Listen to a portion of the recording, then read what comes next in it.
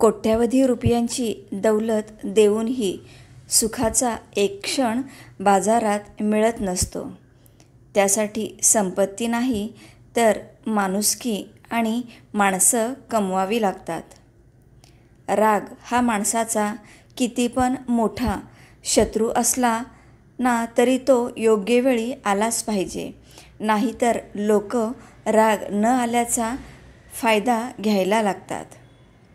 जर चुकीच्या पासवर्डने छोटासा मोबाईल उघडत नसेल तर चुकीच्या कर्माने सुखाचा दरवाजा कसा उघडेल? माणसानं पैशापेक्षा जास्त पुण्य कमवावं. पैसा कमवला तर त्याला ठेवायला जागा लागते. तसं पुण्याचं नाही, ते दिसत नाही, पण वेळ आली की बरोबर समोर उपभोगता येतं. कारण कमावलेल्या पैशांचं काम जिथं थांबतं तिथूनच केलेल्या पुण्याचं काम चालू होतं. सत्य फक्त अहंकार नसलेली व्यक्तीच स्वीकारू शकते, कारण अहंकार कधीच सत्य स्वीकारत नाही. अहंकारात बुडालेल्या व्यक्तीला ना स्वतःची चूक दिसते ना दुसऱ्याने सांगितलेले चांगले विचार. खेळ तर चालूच राहणार. प्रश्न हा आहे की आयुष्य आपल्याशी खेळत आहे की आपण आयुष्याशी खेळत आहोत. आयुष्यात काही शिकायचं असेल तर वाहत्या पाण्याकडून शिकावं.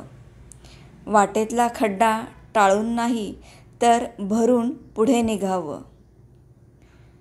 यशस्वी आयुष्यापेक्षा समाधानी आयुष्य केव्हाही चांगलं, कारण यशाची व्याख्या लोक ठरवितात आणि समाधानाची व्याख्या आपण स्वतः सिद्ध करतो.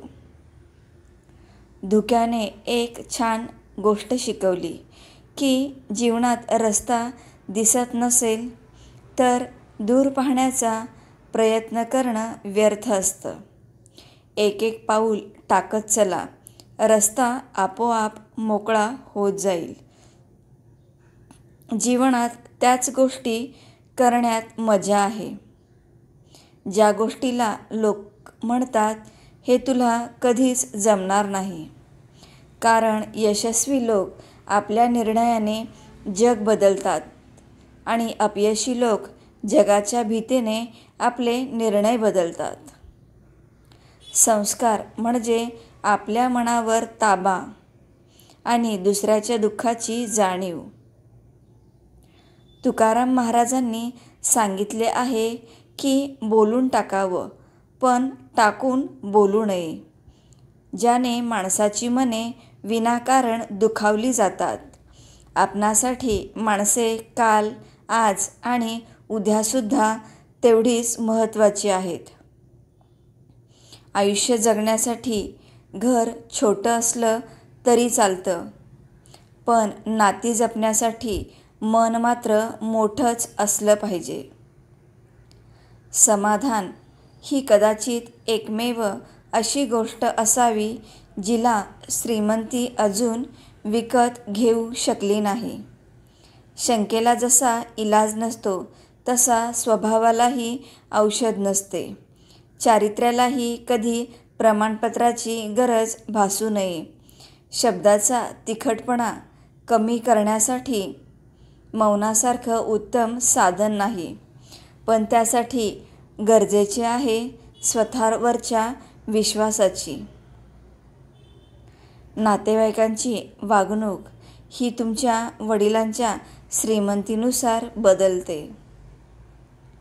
वस्तुस्थितीचा स्वीकार करून तिला सुरेख आकार देण्याचा प्रयत्न करणे हीच यशस्वी जीवनाची गुरुकिल्ली आहे. वाट दाखवणारे पुष्कळ आणि लावणारेही, परंतु वाटच नसताना ती निर्माण करून त्यावर बोट धरून चालायला लावणाऱ्यांना कुठलीच उपाधी पुरेशी नसते. त्यांच्यापुढे फक्त नतमस्तक व्हायचं असतं. श्री स्वामी समर्थ.